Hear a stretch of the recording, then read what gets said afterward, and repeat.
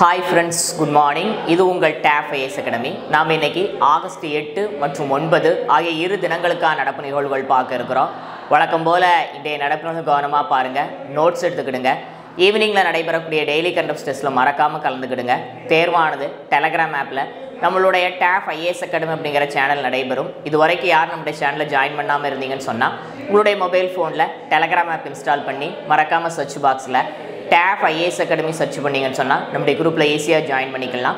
Current affairs தேர்வு மட்டுமல்லாமல் நம்ம அகாடமி சார்பில் நடத்தப்படக்கூடிய இதர தேர்வுகளையும் இதர தகவல்களையும் நீங்கள் அறிந்து கொள்ளலாம். ரைட், நாம் இன்றைய நடப்பு நிகழ்வுகளில் முதல்ல பார்க்கக்கூடிய புத்துணர்ச்சி வாக்கியம் பார்த்தீங்கன்னு சொன்னால், கடலுக்கு பயப்படும் கப்பல் துறைமுகம் கடக்காது. சரிங்களா, ஒரு கப்பல் கடலுக்கு பயந்துச்சு அப்படின்னு சொன்னால் என்ன முடியாது அப்படின்னு சொன்னால் ஒவ்வொரு இடத்துல இருந்து இன்னொரு இடத்துக்கு அதனால் பிரயாணம் மேற்கொள்ள முடியாது. அதே போல் நாமளும் நம்முடைய வாழ்க்கையில் ஏதாவது பிரச்சனைகளை கண்டு பயந்தோம் அப்படின்னு சொன்னால் நம்மளால் என்ன பண்ண முடியாது அப்படின்னு சொன்னால் வெற்றி அடைய முடியாது.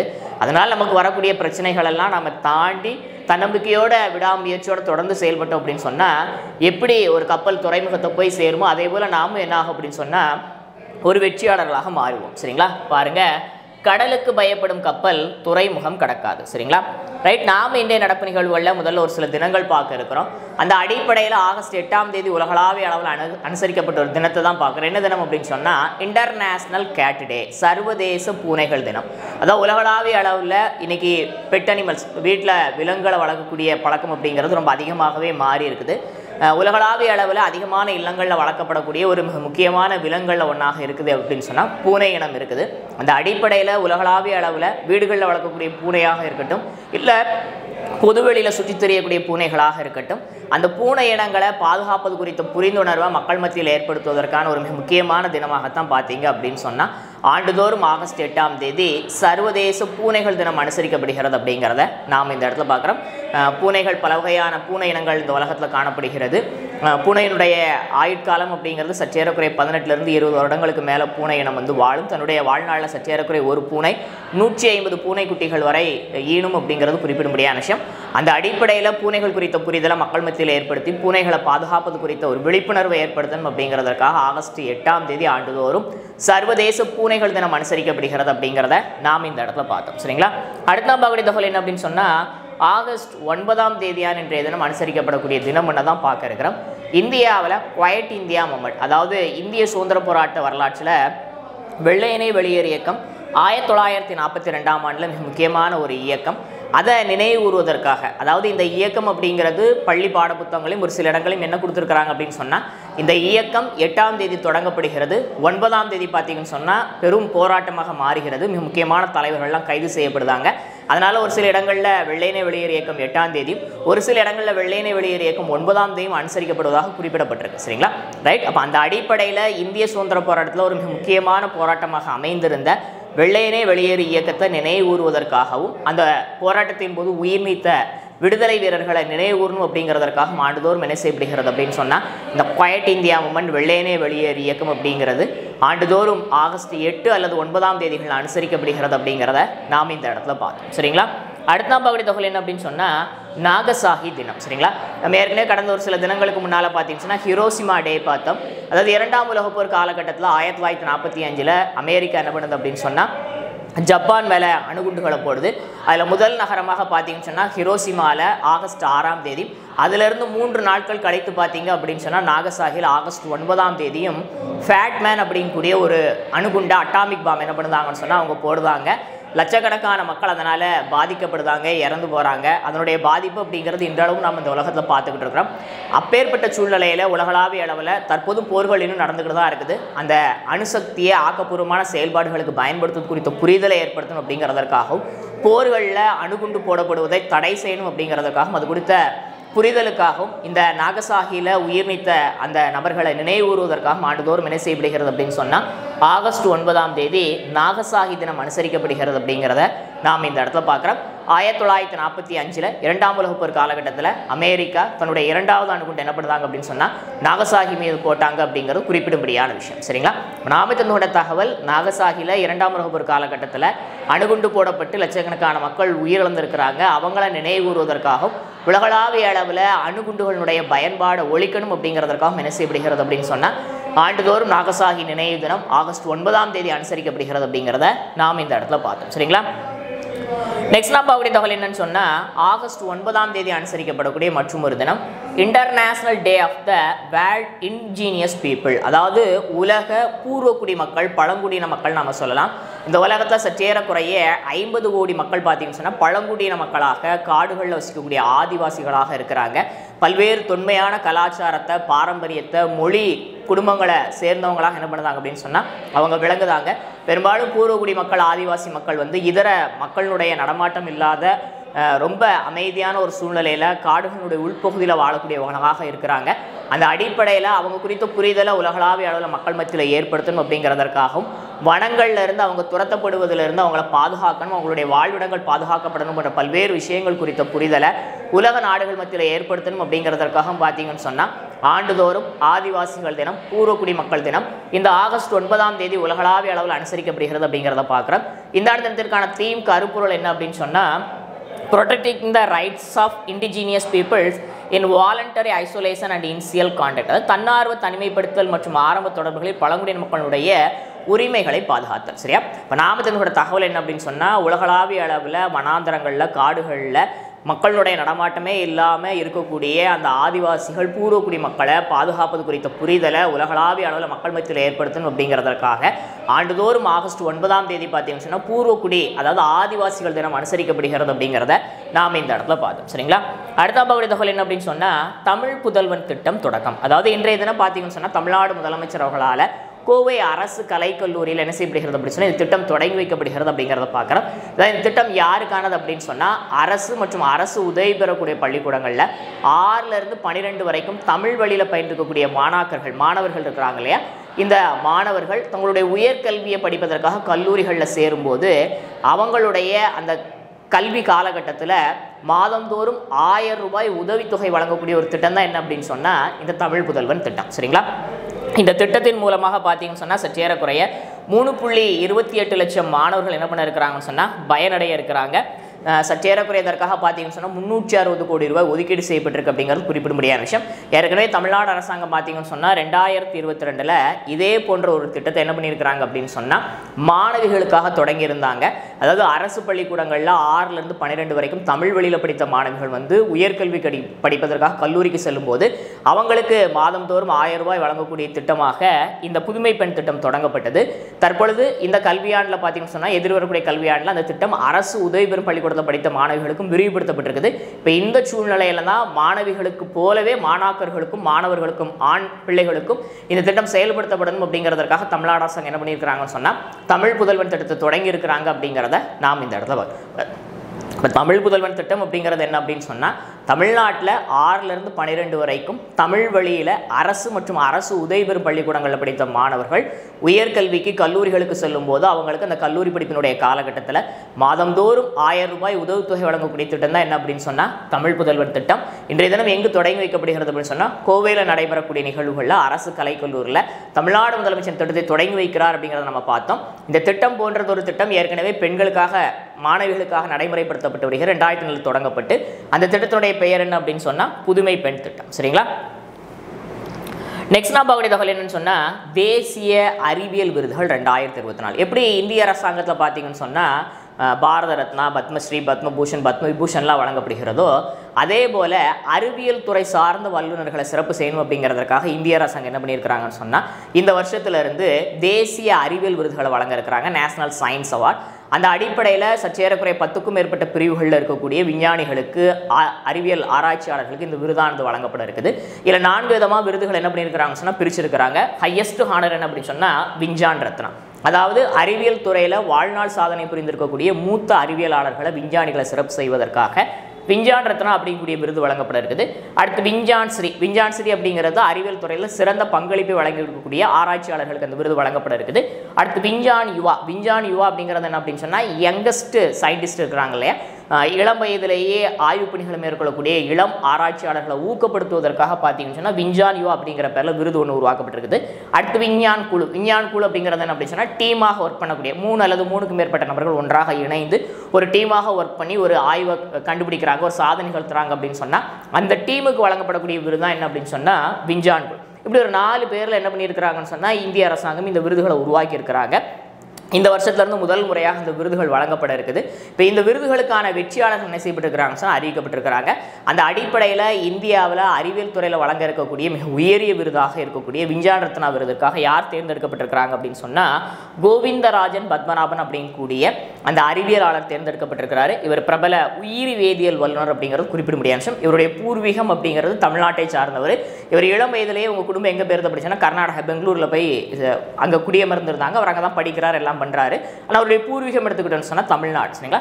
இவர் என்ன ஆய்வு பணிகளை மேற்கொண்டிருக்காருன்னு சொன்னா நம்ம வீட்டில் பயன்படுத்தக்கூடிய மஞ்சள் இருக்குது பார்த்தீங்களா, அந்த மஞ்சளில் இருக்கக்கூடிய குர்குமின் அப்படிங்கக்கூடிய வேதிப்பொருளில் எந்த விதமான மருத்துவ குணநலன்கள் அடங்கி இருக்கு அப்படிங்கிறது குறித்த ஆய்வு பணிகளில் இவருடைய பங்களிப்பு அப்படிங்கிறது அளப்பரியது. இதற்காகவே இந்திய அரசாங்கம் இவருக்கு இதற்கு முன்னால் பத்மபூஷன் மற்றும் பத்மஸ்ரீ விருதுகள்லாம் வழங்கியிருக்கிறாங்க அப்படிங்கிறது குறிப்பிடத்தக்கது. இப்போ இவர் எங்கே ஒர்க் பண்ணிக்கிட்டு இருக்கிறார் அப்படின்னு சொன்னால் திருவாரூரில் அமைந்திருக்கக்கூடிய தமிழ்நாடு மத்திய பல்கலைக்கழகத்தினுடைய வேந்தராக இவர் பணியாற்றி கொண்டிருக்கிறார் அப்படிங்கிறது குறிப்பிடும்படியான விஷயம். சரியா? இப்போ இந்தியாவில் முதல் முறையாக உருவாக்கப்பட்டிருக்கக்கூடிய தேசிய அறிவியல் விருதுகளில் ஹையஸ்ட் ஹானரான உயரிய விருதான விஞ்ஞான் ரத்னா விருதுக்காக தமிழகத்தை பூர்வீகமாக கொண்ட பிரபல உயிரி வேதியியல் வல்லுநரான கோவிந்தராஜன் பத்மநாபன் தேர்ந்தெடுக்கப்பட்டு விருது பெற இருக்கிறார் அப்படிங்கிறத நாம் இந்த இடத்துல பார்க்குறோம்.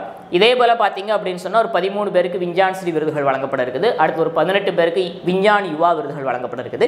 அடுத்து விஞ்ஞான் குழு விருதிற்காக பார்த்தீங்க அப்படின்னு சொன்னால் சந்திரயான் 3 அந்த டீம் மெம்பர்ஸ் இருக்கிறாங்க இல்லையா, அவங்க ஒட்டுமொத்தமாக தேர்ந்தெடுக்கப்பட்டிருக்கிறாங்க. சந்திரயான் 3 உலகளாவிய அளவில் நிறைய விருதுகளை பெற்றிருக்கு அப்படிங்கிறதெல்லாம் நம்மளுடைய நடப்பு நிகழ்வுகளில் இதற்கு முன்னால் பல இடங்களில் பார்த்துருப்போம். சரிங்களா? ஏன்னா சந்திரயான் 3 ஒரு ஸ்பெஷலான டீம். ஏன் அப்படின்னு சொன்னால் நிலவினுடைய தென் துருவத்தில் முதல் முறையாக ஆய்வுக்கலனை தரையிறக்கின ஒரு நாடு அப்படிங்கக்கூடிய பெருமை இந்தியாவுக்கு பெற்று சென்றது அந்த சந்திரயான் 3 டீம் தான்.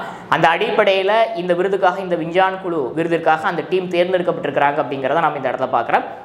தேசிய விண்வெளி தினத்தன்னைக்கு நடைபெறக்கூடிய நிகழ்வுகளில் குடியரசுத் தலைவர் இவங்க எல்லாத்துக்கும் விருதுகளை வழங்கி சிறப்பு செய்ய இருக்கிறார் அப்படிங்கிறத நாம் இந்த இடத்துல பார்க்கணும். சரியா? இப்போ நாம் தெரிஞ்ச ஒரு தகவல் என்ன அப்படின்னு சொன்னால் இந்தியாவில் அறிவியல் துறையில் சிறப்பாக செயல்படக்கூடிய நபர்களை சிறப்பு செய்வதற்காக 4 விதமான பேர்களில் விருதுகள் உருவாக்கப்பட்டிருக்குது. அந்த அடிப்படையில் இந்தியாவினுடைய உயரிய ஹையஸ்ட் சயின்டிஃபிக் அவார்டான தேசிய விஞ்ஞான் ரத்னா விருது, சரிங்களா, விஞ்ஞான் ரத்னா விருது, இந்த விஞ்ஞான் ரத்னா விருதுக்காக யார் தேர்ந்தெடுக்கப்பட்டிருக்கிறாங்க அப்படின்னு சொன்னால் பிரபல உயிர் வேதியியல் வல்லுநரான கோவிந்தராஜன் பத்மநாபன் தேர்ந்தெடுக்கப்பட்டிருக்கிறார். இவர் தற்போது திருவாரூரில் அமைந்திருக்கக்கூடிய தமிழ்நாடு மத்திய பல்கலைக்கழகத்தில் வேந்தராக பணியாற்றக்கூடிய இவருடைய பூர்வீகம் தமிழ்நாடு பெங்களூரில் வசிக்கிறார். இவர் மஞ்சளில் இருக்கக்கூடிய குர்குமின் அப்படிங்கக்கூடிய அந்த வேதிப்பொருள் குறித்து அதனுடைய மருத்துவ பண்புகள் குறித்து ஆய்வுகளில் ஈடுபட்டவர். ஏற்கனவே பத்மஸ்ரீ பத்மபூஷன் போன்ற விருதுகளையும் பெற்றிருக்கிறார். தற்பொழுது இந்தியாவினுடைய உயரிய விருதான இந்த விஞ்ஞான் ரத்னா விருதை பெறக்கூடிய முதலாவது நபராக யார் மாறி இருக்கிறார் அப்படின்னு சொன்னால் இந்த கோவிந்தராஜன் பத்மநாபன் மாறி இருக்கிறார் அப்படிங்கிறத நம்ம இந்த இடத்துல பார்த்தோம். அதுபோக ஒரு 13 பேருக்கு விஞ்ஞான் ஸ்ரீ, 18 பேருக்கு பார்த்தீங்க அப்படின்னு சொன்னால் விஞ்ஞான் யுவா விருதுகள் வழங்கப்பட இருக்குது. சந்திரயான் டீம் அந்த 3 டீம் மெம்பர்ஸ்க்கு பார்த்தீங்கன்னா விஞ்ஞான் குழு விருதுகள் வழங்கப்பட இருக்கு அப்படிங்கிறத நம்ம இந்த இடத்துல பார்த்தோம். சரிங்களா? அடுத்தாப்படி தகவல் என்ன சொன்னால் ரிசர்வ் பேங்க் ஆஃப் இந்தியாவினுடைய நிதி கொள்கை குழு கூட்டம், இது அதனுடைய கவர்னராக இருக்கக்கூடிய சக்திகாந்த தாஸ் தலைமையில் ஒரு குறிப்பிட்ட கால இடைவெளிகளில் நடைபெறக்கூடிய ஒரு முக்கியமான கூட்டம். இந்த கூட்டத்தில் தான் என்ன பண்ணுறாங்கன்னு சொன்னால் வட்டி விகிதங்களை மாற்றலாமா வேண்டாமான்னு சொல்லி ஆலோசனைகள் பண்ணாங்க. அந்த அடிப்படையில் ரெப்போ ரேட் அப்படிங்கிறது, அதாவது ரெப்போ ரேட் அப்படிங்கிறது என்ன அப்படின்னு சொன்னால் வங்கிகளுக்கான குறுகிய கால கடன்கள் மீதான வட்டி விகிதத்தை என்ன சொல்கிறாங்கன்னு சொன்னால் ரெப்போ ரேட் அப்படிங்கிற பேரில் சொல்கிறாங்க. இந்த ரெப்போ ரேட்டை 9வது முறையாக எந்தவித மாற்றமும் செய்யலை. அது தொடர்ச்சியாக 6.50% என்ன செய்கிறது சொன்னால் தொடர்கிறது அப்படிங்கிறத நாம் இந்த இடத்துல பார்க்கணும். சரியா? வட்டி விகிதத்தில் மாற்றம் இல்லை. ரெப்போ ரேட் எவ்வளோ அப்படின்னு சொன்னால் இப்போவும் 6.50%, சற்றேறக்குறைய 9வது முறையாக எந்தவித மாற்றம் இல்லாமல் அப்படியே இருக்குது. அது மட்டும் இல்லாமல் எதிர்வரக்கூடிய இந்த 2024-25 நிதியாண்டில் பார்த்தீங்கன்னு சொன்னால் இந்தியாவுடைய பொருளாதார வளர்ச்சி சற்றேறக்குறைய 7.2% இருக்கும் அப்படின்னு சொல்லி என்ன பண்ணியிருக்கிறாங்கன்னு சொன்னால் RBI கணிப்பு வெளியிட்டிருக்கிறாங்க அப்படிங்கிறதையும் இந்த குழு கொள்கை கூட்டம் முடிவு பண்ணியிருக்கிறாங்க, வெளியிட்டிருக்கிறாங்க அப்படிங்கிறதையும் பார்க்கணும். சரியா? இப்போ நாம் தெரிஞ்ச ஒரு தகவல் என்ன அப்படின்னு சொன்னால் RBI தற்போதைய கவர்னராக இருக்கக்கூடிய சக்திகாந்த தாஸ் தலைமையில் நடைபெற்ற RBI நிதி கொள்கை குழு கூட்டத்தில் 9வது முறையாக ரெப்போ ரேட் எவ்விதமான மாற்றத்தும் உட்படுத்தப்படலை. தொடர்ந்து 6.50% தொடர்கிறது அப்படிங்கிறத பார்த்தோம். நடப்பு 2024-25 நிதியாண்டில் இந்தியாவுடைய பொருளாதார வளர்ச்சி 7.2% இருக்கும் அப்படிங்கிறதையும் அவங்க கணிச்சிருக்கிறாங்க அப்படிங்கிறத நாம் இந்த இடத்துல பார்த்தோம். சரிங்களா? அடுத்த நம்பக்கூடிய தகவல் சொன்னால் பாரிஸ் ஒலிம்பிக் போட்டிகள் நடைபெற்று வருகிறது. இதில் நம்ம எல்லாருமே அவளோட பார்த்தீங்கன்னு சொன்னால் மகளிருக்கான 50 கிலோ பிரிவு எடைப்பிரிவு மல்யுத்தத்தில் இந்திய வீராங்கனையான வினேஷ் போகத் இறுதிப் போட்டிக்கு தகுதி பெற்றிருந்தாங்க. கண்டிப்பாக அவங்க தங்கம் அல்லது வெள்ளி பெறுவாங்க. நம்ம முழு இந்தியாவுமே அவளோட எதிர்பார்த்து காத்திருந்துச்சு. ஆனால் அவங்க ஒரு 100 கிராம் எடை அதிகமாக இருந்ததன் காரணமாக என்ன செய்யப்பட்டிருக்கிறாங்க அப்படின்னு சொன்னால் தகுதி நீக்கம் செய்யப்பட்டிருக்கிறாங்க. அதற்கு முந்தைய நாள் அவங்க வந்து தொடர்ச்சியாக விளையாண்டுருக்கிறாங்க. அதனால் கொஞ்சம் உணவு உடம்புக்கு எனர்ஜி தேவைப்படும் அப்படிங்கிறதுக்காக உணவு கொஞ்சம் எடுத்துக்கொண்டாங்க. அந்த உணவு கொஞ்சம் கூடுதலாக ஆனதுனால அவங்களுடைய எடையை வந்து அதிகரிச்சுட்டு இருந்தாலும் இரவு முழுவதும் தீவிரமான உடற்பயிற்சி சென்று அந்த எடையை குறைப்பதற்காக எவ்வளோ முயற்சி மேற்கொண்டாங்க. கடைசியில் ஒரு 100 கிராம் அளவு கூடுதலாக இருக்குது அப்படின்னு சொல்லி என்ன பண்ணிட்டாங்கன்னு சொன்னால் சர்வதேச ஒலிம்பிக் கமிட்டி வந்து அவங்கள தகுதி நீக்கம் பண்ணிட்டாங்க. தகுதி நீக்கத்துக்கு அப்புறமாக இந்திய அரசாங்கம் மேல்முறையீடு செஞ்சுருக்கிறாங்க. அந்த மேல்முறையீடுக்கான வழக்கு விசாரணை இன்றைய தினம் நடைபெற இருக்குது. இப்போ இந்த சூழ்நிலையில் வினேஷ் போகத் பார்த்தீங்கன்னு சொன்னால் சர்வதேச ஒலிம்பிக் போட்டிகளிலிருந்து ஒட்டுமொத்தமாக சர்வதேச மல்யுத்த போட்டிகளிலிருந்து ஓய்வு பெறுவதாக என்ன பண்ணியிருக்கிறாங்க அப்படின்னு சொன்னால் வருத்தத்தோட அறிவிப்பு செஞ்சுருக்கிறாங்க. உலக சாம்பியன்ஷிப்பில் 2 வெண்கலம் பதக்கம் வென்றிருக்கிறாங்க. காமன்வெல்த்தில் 3 தங்கம் வென்றிருக்கிறாங்க. ஒட்டுமொத்தமாக தன்னுடைய வாழ்நாளில் பார்த்தீங்கன்னு சொன்னால் சற்றேறக்குறைய 15 பதக்கங்கள் வரைக்கும் வின் பண்ணியிருக்கிறாங்க. ஆனால் ஒலிம்பிக் பதக்கம் மட்டும் இன்னும் வின் பண்ணாமலே இருந்தாங்க. இப்போ ஏற்கனவே அவங்க இதற்கு முன்னால் 2 ஒலிம்பிக் போட்டிகளில் பங்கெடுத்திருக்கிறாங்க. இப்போ முதல் முறையாக என்ன பண்ணியிருந்தாங்க, இந்த 3வது ஒலிம்பிக் போட்டிகளில் இறுதிப் போட்டி வரைக்கும் முன்னேறி இருந்தாங்க. இறுதிப் போட்டி வரைக்கும் முன்னேறி இருந்த முதலாவது மல்யுத்த வீராங்கனை அப்படிங்கிற பெருமைக்குரிய நபராக வினேஷ் போகட் மாறி இருந்தாங்க. முழு இந்தியாவும் அவங்க தங்கம் அல்லது வெள்ளி வின் பண்ணுவாங்க அப்படிங்கிற ரொம்ப ஆவலோட காத்துக்கிட்ட சூழ்நிலையில் 100 கிராம் எடை கூடுதல் காரணமாக என்ன செய்யப்பட்டிருக்கிறாங்கன்னு சொன்னால் தகுதி நீக்கம் செய்யப்பட்டிருக்கிறாங்க அப்படிங்கிறத நாம் இந்த இடத்துல பார்க்கணும். சரிங்களா? ஆடவருக்கான மல்யுத்தம் இதில் 130 கிலோ எடை பிரிவில் பார்த்தீங்கன்னா கியூபா வீரரான மிஜைன் லோபஸ் என்ன பண்ணியிருக்காருன்னு சொன்னால் தங்கம் கைப்பற்றியிருக்கிறாரு. இவர் கைப்பற்றக்கூடிய 5வது தங்கம் அப்படிங்கிறது குறிப்பிடும்படியான விஷயம். அதாவது தொடர்ந்து 5 முறை என்ன பண்ணியிருக்காரு அப்படின்னு சொன்னால் அடுத்தடுத்த ஒலிம்பிக்களில் தொடர்ந்து 5 முறை வந்து இவர் ஒரே பிரிவில் தங்கம் வின் பண்ணியிருக்கிறாரு. அது மட்டும் இல்லாமல் மல்யுத்தத்தில் 5 தங்கங்களை கைப்பற்றக்கூடிய முதலாவது வீரராகவும் யார் மாறி இருக்கிறான்னு சொன்னால் கியூபாவினுடைய மிஜைன் லோபஸ் மாதிரி ஒரு சாதனை நிகழ்த்திருக்கிறார் அப்படிங்கிறத நாம் இந்த இடத்துல பார்க்குறோம். சரிங்களா? அதே போல் ஆடவருக்கான ஹாக்கி போட்டியில் இந்தியா வந்து வெண்கலத்திற்கான போட்டியில் ஸ்பெயினை எதிர்த்து விளையாடினாங்க. 2-1 அப்படிங்கிற அடிப்படையில் இந்தியா என்ன பண்ணியிருக்குன்னு சொன்னால் ரொம்ப அற்புதமாக வெற்றி அடைந்திருக்கிறாங்க. கடந்த ஒலிம்பிக்லையும் இந்தியா பார்த்தீங்க அப்படின்னு சொன்னால் வெண்கலம் கைப்பற்றியிருந்தாங்க. இந்த ஒலிம்பிக்லையும் தொடர்ந்து 2வது முறையாக வெண்கலம் கைப்பற்றியிருக்கிறாங்க. இதன் மூலமாக சற்றேறக்குறைய 52 ஆண்டுகளுக்கு அப்புறமாக பார்த்தீங்கன்னு சொன்னால் தொடர்ச்சியாக அடுத்தடுத்த 2 ஒலிம்பிக் போட்டிகளில் இந்தியா பதக்கம் கைப்பற்றியிருக்குது. இதற்கு முன்னால் 1968, 72 என்ன பண்ணியிருந்தாங்கன்னு சொன்னால் தொடர்ந்து பதக்கம் கைப்பற்றியிருந்தாங்க. அதற்கப்புறமாக தற்போது 2020, 2024 என்ன பண்ணியிருக்கிறாங்கன்னு சொன்னால் பதக்கம் கைப்பற்றியிருக்கிறாங்க அப்படிங்கிறது குறிப்பிட முடியாத விஷயம். ஒட்டுமொத்தமாக ஒலிம்பிக் வரலாற்று எடுத்துக்கிட்டேன்னு சொன்னால் இது இந்தியா கைப்பற்றக்கூடிய 13வது பதக்கம். இதுவரைக்கும் இந்தியா ஹாக்கியில் பார்த்தீங்கன்னு சொன்னால் 8 தங்கம், 1 வெள்ளி மற்றும் 4 வெண்கல பதக்கங்களை கைப்பற்றியிருக்கு அப்படிங்கிறது குறிப்பிடத்தக்கது. இந்த போட்டியோட பார்த்தீங்கன்னு சொன்னால் இந்தியாவுடைய கோல் கீப்பராக இருந்த கேரள மாநிலத்தை சார்ந்த PR ஸ்ரிஜேஷ் சர்வதேச ஹாக்கி போட்டிகளிலிருந்து ஓய்வு பெறுவதாக என்ன பண்ணியிருக்காரு அப்படின்னு சொன்னால் அறிவிப்பு வெளியிட்டிருக்கிறாரு. இந்திய ஹாக்கி அணியினுடைய பெருஞ்சுவராக, அதாவது இந்தியா ஹாக்கியில் கடந்த ஒலிம்பிக்காக இருக்கட்டும் இந்த ஒலிம்பிக்காக இருக்கட்டும் ரெண்டிலுமே பதக்கம் வின் பண்ணுவதற்கு ஒரு முக்கியமான காரணம் யார் அப்படின்னு சொன்னால் கோல் கீப்பராக இருந்த PR ஸ்ரிஜேஷ் தான். ரொம்ப அற்புதமான வீரர். அதனால தான் அவர் என்ன சொல்கிறாங்க, இந்திய ஹாக்கி அணியினுடைய பெருஞ்சுவர்னு சொல்கிறாங்க. சுவர் போல தடுத்து எதிரணியினுடைய கோல்களை தடை செய்வதில் அவருக்கு நிகர் யாருமே கிடையாது. அவர் சர்வதேச ஹாக்கி போட்டிகளிலிருந்து ஓய்வு பெறுவதாக அறிவிப்பு செஞ்சிருக்கிறாரு. சற்றேறக்குறைய 18 ஆண்டுகள் பார்த்தீங்கன்னு சொன்னால் இந்தியாவுக்காக விளையாடி இருக்கிறாரு. அவர் நேற்றைய பேட்டியில் கூட தன்னுடைய தொடக்கம் தமிழ்நாட்டில் இருந்தால் நான் ஆரம்பிச்சிருந்தேன் என்னுடைய ஹாக்கி போட்டிகள் அப்படின்னு பெருமையோடு தெரியப்படுத்தியிருந்தார் அப்படின்னு நீங்கள் பார்த்துருப்பீங்கன்னு நான் நினைக்கிறேன். சற்றேறக்குறைய இது வரைக்கும் இந்தியாவுக்காக பார்த்தீங்கன்னு சொன்னால் 300க்கும் மேற்பட்ட போட்டிகளில் விளையாடி இருக்கிறார் அப்படிங்கிறது குறிப்பிடத்தக்கது. சரிங்களா? அதே போல் இந்தியாவுடைய மீராபாய் சானு பார்த்தீங்கன்னு சொன்னால் மகளிருக்கான பளுதூக்கல் போட்டியில் அவங்க முன்னேறி இருந்தாங்க.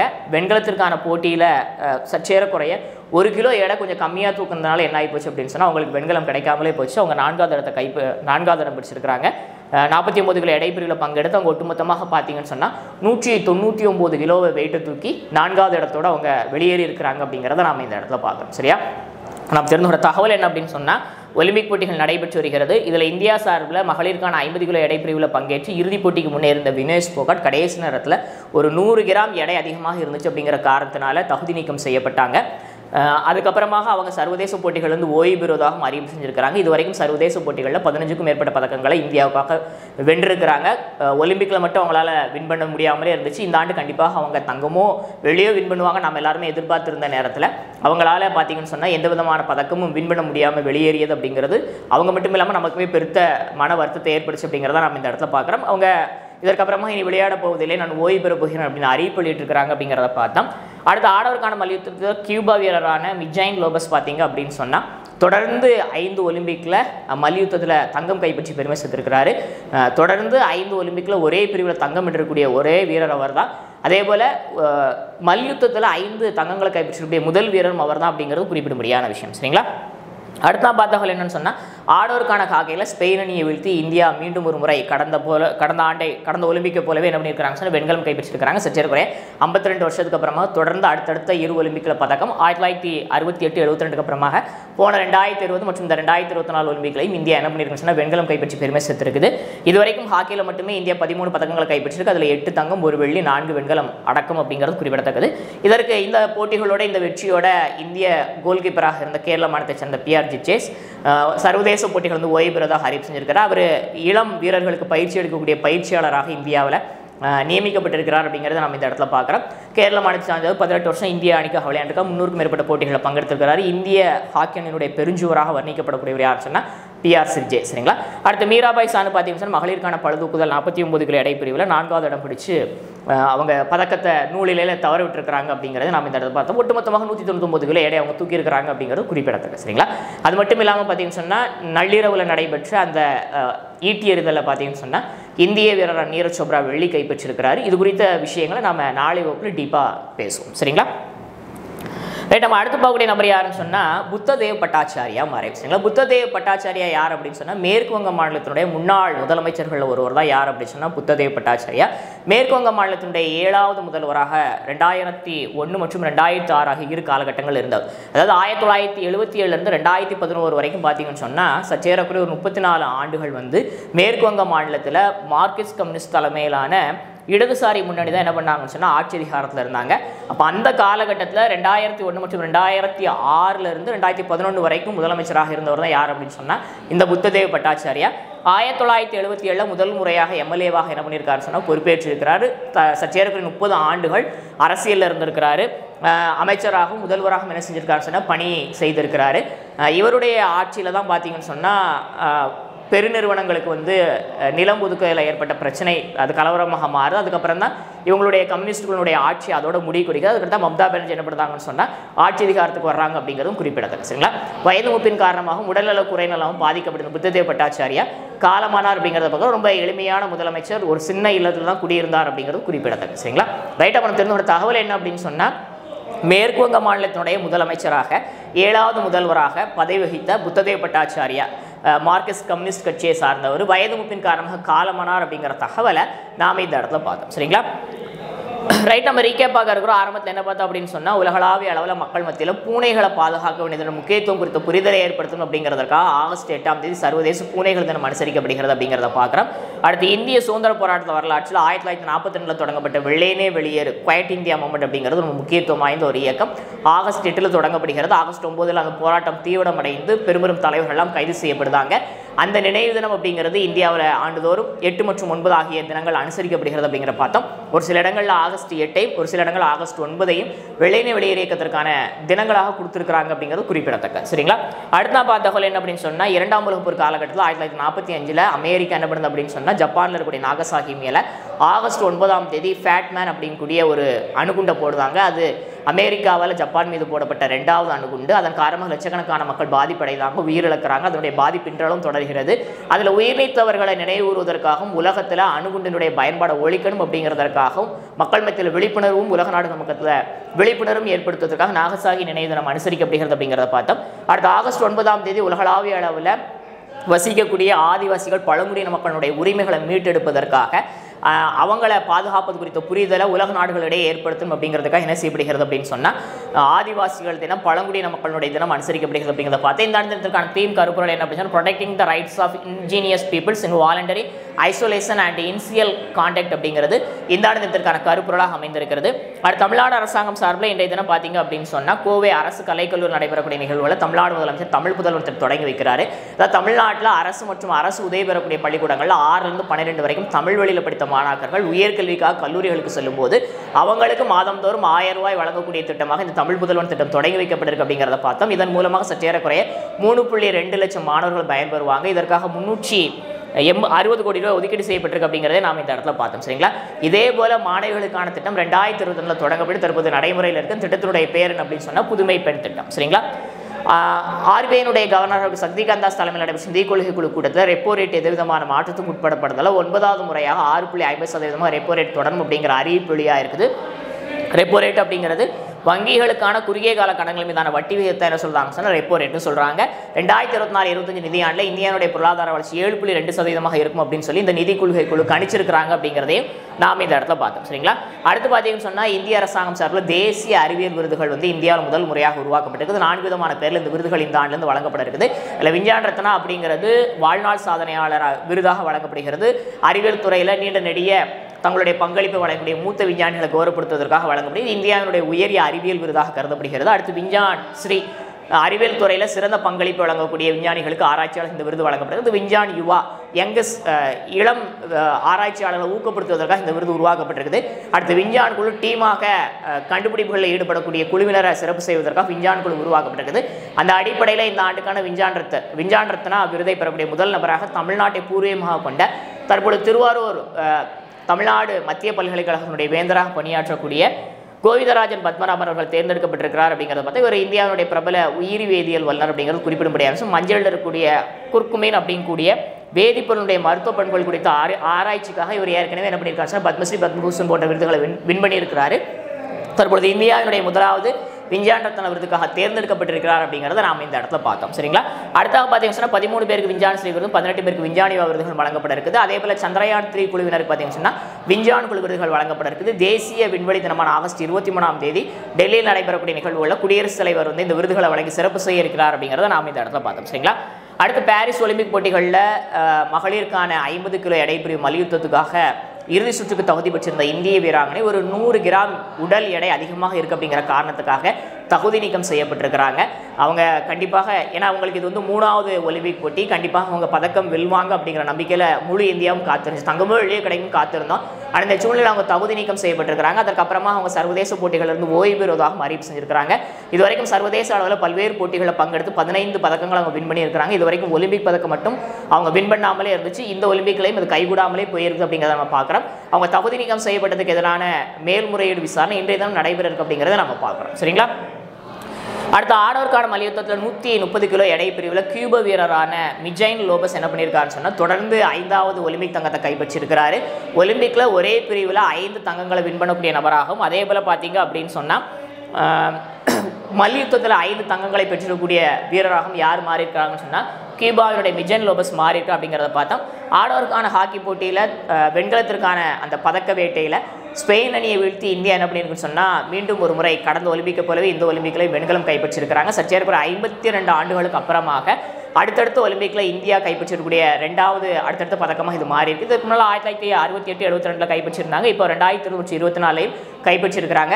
இந்த வெற்றிக்கு தொடர்ந்து பார்த்தீங்கன்னு சொன்னால் இந்திய கோல்கீப்பராக இந்த PR ஸ்ரீஜே சர்வதேச போட்டிகள் வந்து ஓய்வு பெறுவதாக அறிவிப்பு செஞ்சிருக்கிறாரு.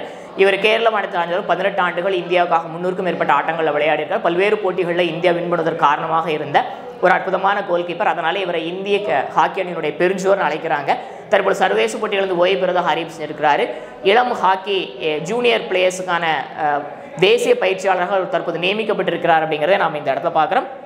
ஹாக்கியில் இதுவரைக்கும் இந்தியா பார்த்தீங்கன்னா ஒட்டுமொத்தமாக 13 பதக்கங்களை கைப்பற்றியிருக்குது. இதையும் சேர்த்து அதில் 8 தங்கம் 1 வெள்ளி 4 வெண்கலம் அடங்கும் அப்படிங்கிறது குறிப்பிடத்தக்கது. சரிங்களா? அடுத்த பார்த்தவர்கள் என்னன்னு சொன்னால் மகளிருக்கான பளுதூக்குதல் 49 கிலோ எடை பிரிவில் மீராபாய் சான் என்ன பண்ணியிருக்கிறாங்கன்னு சொன்னால் நூல் இலையில் பதக்க வாய்ப்பை இழந்திருக்கிறாங்க. அவங்க ஒட்டுமொத்தமாக 199 கிலோ எடையை தூக்கி என்ன பண்ணியிருக்கிறாங்கன்னு சொன்னால் 4வது இடம் பிடிச்சிருக்கிறாங்க அப்படிங்கிறத பார்த்தோம். அடுத்து மேற்குவங்க மாநிலத்தினுடைய 7வது முதலமைச்சராக 2001 மற்றும் 2006 ஆகிய காலகட்டங்களில் பதவி வகித்த புத்ததேவ் பட்டாச்சாரியா வயது மூப்பின் காரணமும் உடல்நலக்குறை காரணமும் காலமானார் அப்படிங்கிறத பார்த்தோம். மேற்குவங்க மாநிலத்தில் சற்றேறகு 34 ஆண்டுகள் மார்க்சிஸ்ட் கம்யூனிஸ்ட் தலைமையிலான கம்யூனிஸ்ட் கட்சியின் ஆட்சி அதிகாரத்தில் இருந்தாங்க. 1977 2011 வரைக்கும். அதில் 2001 மற்றும் 2006 காலகட்டங்களில் முதலமைச்சராக இருந்தவர் தான் யார் அப்படின்னு புத்ததேவ் பட்டாச்சாரியா 1977 முதல் முறையாக எம்எல்ஏவாக தேர்ந்தெடுக்கப்பட்டிருக்கிறாரு. சற்றேறக்குறைய 30 ஆண்டுகள் அரசியலில் நீடித்திருந்திருக்கிறாரு. அந்த 30 ஆண்டுகளில் மாநில அமைச்சராக முதலமைச்சராக பதவி வகித்திருக்கிறார் அப்படிங்கிறது குறிப்பிடத்தக்க. ரொம்ப ஒரு எளிமையான முதல்வர் என்று மக்களால் அழைக்கப்படக்கூடிய நபர் தான் யார் அப்படின்னு சொன்னால் புத்ததேவ் பட்டாச்சாரியா. சரிங்களா? இன்றைய நடப்பு நிகழ்வுகள் உங்களுக்கு பயனளிக்கக்கூடிய வகையில் இருந்திருக்கு நான் நினைக்கிறேன். இந்த வீடியோ உங்களுக்கு பிடிச்சிருன்னு சொன்னால் லைக் பண்ணுங்கள், ஷேர் பண்ணுங்கள், சப்ஸ்கிரைப் பண்ணுங்கள். மறக்காமல் ஈவினிங்கில் நடைபெறக்கூடிய டெய்லி கண்டெஸ்ட் டெஸ்ட்டில் கலந்துக்கிடுங்க. உங்களது வேல்யூபிள் கமெண்ட்ஸை கமெண்ட் பாக்ஸில் பதிவிடுங்க. தேங்க்யூ.